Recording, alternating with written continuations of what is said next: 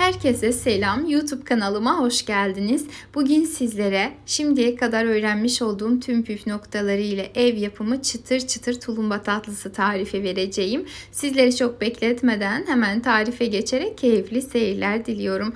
İşimize şerbetimizi hazırlamakla başlıyoruz. Bunun için 3,5 su bardağı kadar toz şekeri uygun bir tencerenin içerisine alarak üzerine ise 2,5 su bardağı kadar su ilavesi yapalım. Kullandığım su bardağı ölçüsü herkesin evinde bulunan klasik 200 mililitrelik su bardağıdır. Şekeri ve suyu tencereye aldıktan sonra öncelikle birbirine güzelce karışıncaya kadar kaşıkla karıştırıp ardından ocağımızı önce yüksek ateşte açıp ısınmasını bekleyelim. Isınmaya başladıktan sonra şerbetimizin şekerlenmesini önlemesi için üzerine bir dilim limon veya bir yemek kaşığı kadar limon suyu ilavesi yapıp en az 8-10 dakika kadar kaynatalım. Bu gibi tatlılarda şerbetin kıvamı çok önemli.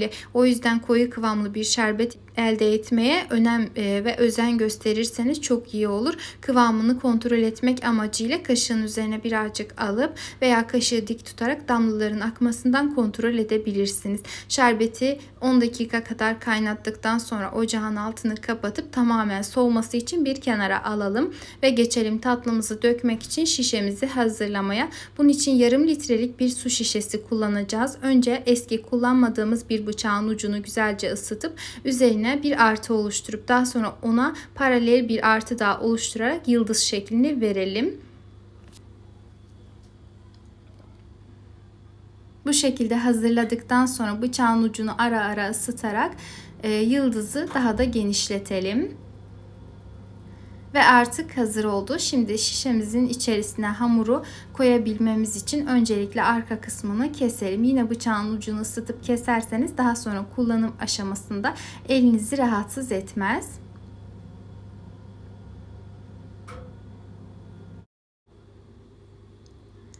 Ve bu şekilde ev yapımı tulumba sıkma aparatımız artık hazır oldu. Şimdi hemen geçelim hamurumuzu hazırlamaya. Hamur için uygun bir tavayı veya tencereyi ocağa alarak içerisine 2 su bardağı kadar su ilavesi yapalım. Yine ve her zaman olduğu gibi tüm tariflerimde 200 mililitrelik klasik su bardağı kullanıyorum. Suyu ekledikten sonra üzerine bir dolu yemek kaşığı ortalama 30-40 gram kadar tereyağı ilavesi yapalım. Yağın tuzsuz olmasına ise dikkat edelim. Ve bir bereket için bir çimdik tuz ve bir tatlı kaşığı kadarsa toz şeker ekleyip kaynamaya başlamasını bekleyelim. Kaynamaya başladıktan sonra 2,5 su bardağı kadar unu üzerine eleyerek ekleyip bir taraftan ise güzelce karıştıralım. Eğer bu şekilde yapmak istemezseniz veya pratik bir eleğiniz yoksa önceden eleyip daha sonra ekleyebilirsiniz. Elemeden de olur. Özellikle soranlar için söylüyorum ama kıvam alması çok daha kolaylaşacağından bu şekilde yapmanızı tavsiye ederim. Daha sonra kısık ateşte tahta bir kaşıkla kıvam alıncaya kadar pişirip hamurumuzu hazır edelim. Ardından sıcak tavanın içerisinde bekletmeden hemen hızlıca farklı bir kabın içerisine alıp el yakmayacak sıcaklığa kadar, yani tamamen soğuyana kadar bekletelim. Tamamen soğutmadan üzerine yumurtalarını eklerseniz daha sonrasında tatlınızdan yumurta kokusu ve tadı gelecektir. O yüzden dikkatli davranmanızı tavsiye ederim. Eğer varsa, mümkünse bu şekilde bir makinenin içerisinde, yok ise normal mikserle, o da yok ise blenderla, hiçbirisi yoksa tahta kaşıkla veya elinizle yumurtaları tek tek ekleyerek karıştırmaya başlayalım. Toplamda 4 adet M boy, yani orta boy yumurta kullandım ve hamurumuz artık hazır oldu. Şimdi geçelim hamuru sıkma torbamızın içerisine almaya. Sıkma aparatının içerisine almadan önce ben içerisine bir sıkma torbası, yani krema torbası yerleştireceğim. Daha önceki videolu tariflerimde özellikle şişenin arka kısmından sıkarken hamur taşabiliyor dendiği için ben de bu şekilde bir yöntem geliştirdim kendimce.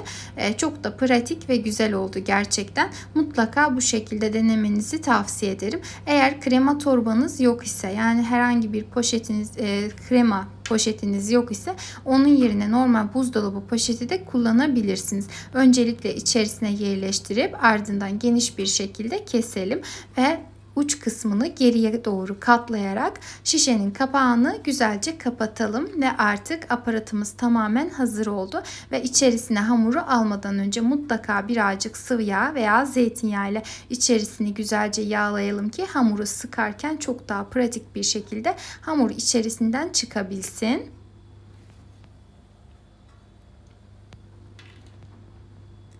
Ve artık tamamen hazır oldu. Şimdi genişçe bir tavaya veya tencereye alıp içerisine bolca sıvı yağ ekledikten sonra hamurumuzu yağın, yani soğuk yağın içerisine sıkalım.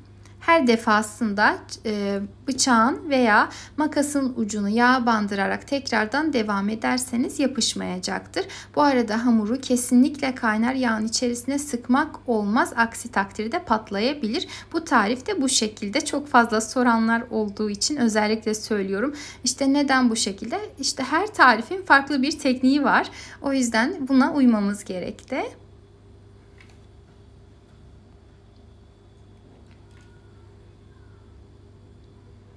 Yeteri kadar hamuru tavanın içerisine sıktıktan sonra ocağımızı açalım. Önce yüksek ateşte ısınmasını bekleyip ardından orta ateşe getirerek kızartalım. İlk aşamada tamamen rengi değişmeye başlayıncaya kadar, yani hamurlarımız beyazlayıncaya kadar kesinlikle diğer tarafına çevirmiyoruz. Aksi takdirde hamurlarımızın şekli tamamen bozulur.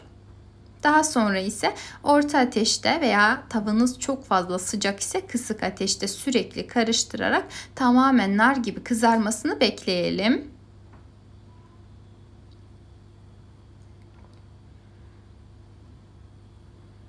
Yeterince kızardıktan sonra hamurlarımızı hızlı bir şekilde soğuk şerbetin içerisine atalım.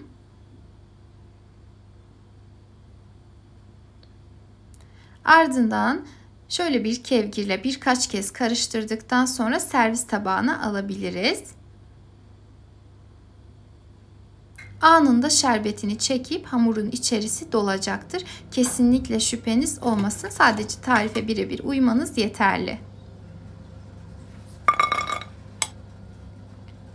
Ve yağımızı tekrardan soğuttuktan sonra geriye kalan hamurumuzu sıkmaya devam edelim. Bu işlemi toplamda 3 kez yaptım. Bu hamur ile bu tavada 3 kez kızarttım ve hamurumun tamamını hazırlamış oldum. Yağı tamamen soğutmazsanız, yani ılıtmazsanız, tekrardan söylüyorum, hamur yağın içerisinde patlayabilir ve de daha sonrasında hem yumuşar hem şekli bozuk olur. İstediğiniz sonucu elde edemezsiniz. Çok sorulan soruları bu tarifte özellikle yanıt vermek istedim ki detaylı bir video olsun. Yine aynı şekilde nar gibi kızarıncaya kadar kızartmaya devam edelim.